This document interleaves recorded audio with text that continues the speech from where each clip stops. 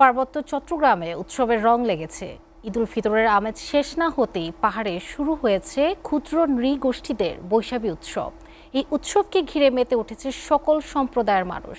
আর এই উৎসবকে ঘিরে সব ধরনের নিরাপত্তা ব্যবস্থা নিয়েছে স্থানীয় প্রশাসন। রাঙামাটি থেকে মোহাম্মদ সুলাইমানের প্রতিবেদন।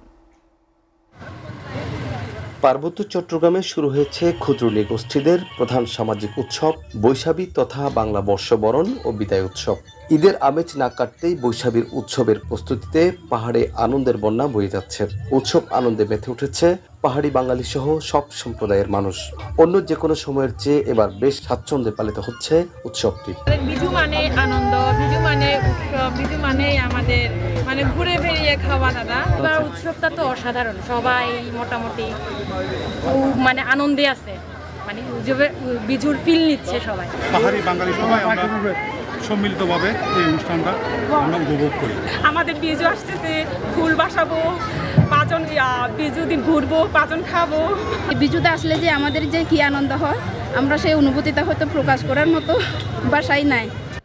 বৃহস্পতিবার রাঙামাটির ক্ষুদ্র নৃগোষ্ঠীর সাংস্কৃতিক ইনস্টিটিউট মিলনায়তনে শুরু হয়েছে সপ্তাহব্যাপী বিজু মেলা।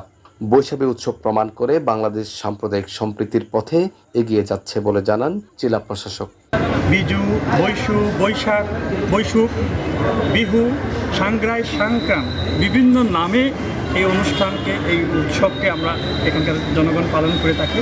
এই উৎসবের মাধ্যমে বহু সংস্কৃতি পীঠস্থান রাঙামাটি, সেটার একটি প্রমাণ আমরা সারা দেশব্যাপী তথা বিশ্বের কাছে তুলে ধরতে পারি।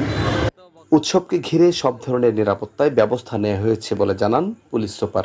সাংস্কৃতিক মেলা অত্যন্ত চমৎকারভাবে অনুষ্ঠিত হচ্ছে এবং আইন শৃঙ্খলা পরিস্থিতি অত্যন্ত চমৎকারভাবে আমরা এখানে সাজিয়েছি, যাতে করে এই সকল পক্ষের সকল সাংস্কৃতিক জনগোষ্ঠীর এই মেলাটা অত্যন্ত চমৎকারভাবে হবে এবং অত্যন্ত উপভোগ্য হবে বলে আমরা মনে করছি। আগামী 12 এপ্রিল ফুল ভাসানোর মধ্য দিয়ে শুরু হবে বৈশাখী উৎসবের মূল আনুষ্ঠানিকতা। Mohammad Sulaiman, SA TV, Rangamati.